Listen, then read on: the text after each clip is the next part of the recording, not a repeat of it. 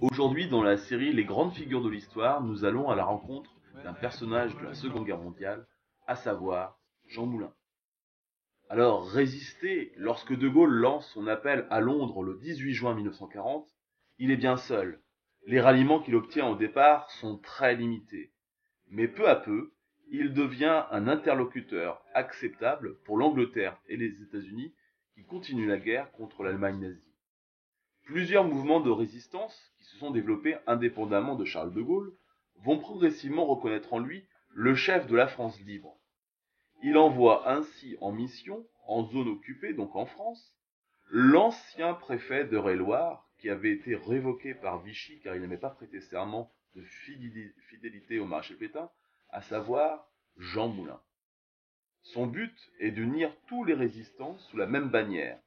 Celui-ci parvient à créer très rapidement le CNR, le Conseil national de la résistance.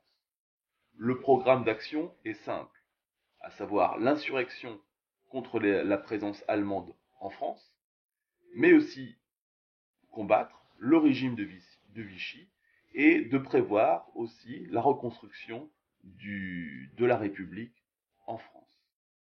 Au moment de la création du CNR, du Conseil national de la résistance, Jean Moulin est arrêté sur dénonciation par la Gestapo le 21 juin 1943 à Caluire, dans la banlieue de Lyon, dans le Rhône, lors d'une réunion des principaux chefs de la résistance.